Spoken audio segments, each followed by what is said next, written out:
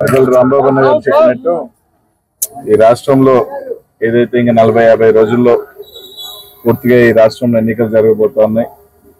ఈరోజు ఈ రాష్ట్రంలో ప్రజలకు అర్థమైపోయింది చంద్రబాబు నాయుడు గారు ఆ పార్టీ అంతా కూడా మూసేసే రోజులు దగ్గరకు వచ్చినాయని. ఈ రోజు చంద్రబాబు నాయుడు గారు సత్యమణి భువనేశ్వరి గారి మాటలే ఈ రోజు వాళ్ళ కుటుంబ సభ్యులకు కూడా అర్థమైపోయింది. ఇంకా శాశ్వతంగా కూడా తెలుగుదేశం పార్టీ మూసివేసే పరిస్థితి వచ్చేసింది. చంద్రబాబు నాయుడు గారు ఇంకా ఏజ్ అయిపోయింది, టైం అయిపోయింది.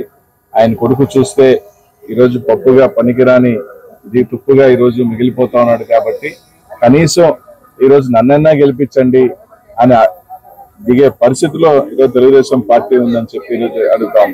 ఎట్టా లోకేష్ మాలోకం మంగళగిరిలో ఓడిపోతాడు, చంద్రబాబు నాయుడు గారికి వయసు అయిపోతుంది, సరే కనీసం నేనన్నా నిలబడతాను, నాకన్నా అవకాశం ఇవ్వండి, ఏదో గెలిచైనా సరే ఏదో ఆ కుటుంబం నుంచి ఆ పార్టీ నుంచి నేను ఎమ్మెల్యేగా అవుతానని చెప్పి బ్రతిమాడుకునే పరిస్థితి ఈ రోజు రాష్ట్రంలో ఉంది అంటే ఇంతకన్నా దౌర్భాగ్యమైన పరిస్థితి లేదు. ఖచ్చితంగా కూడా ప్రజలందరూ కూడా గమనిస్తాను. తప్పకుండా 2024లో రోజు ఏదైతే ఈ పార్లమెంట్కి జగనన్న నన్ను నర్సాపేట పార్లమెంట్కి ఇన్ఛార్జిగా ప్రకటించి రోజు 7 శాసనసభ్యులు ఈ పల్నాడుకి సంబంధించి అందరూ కూడా మంచి మెజార్టీతో గెలిగిపోతా ఉన్నారు.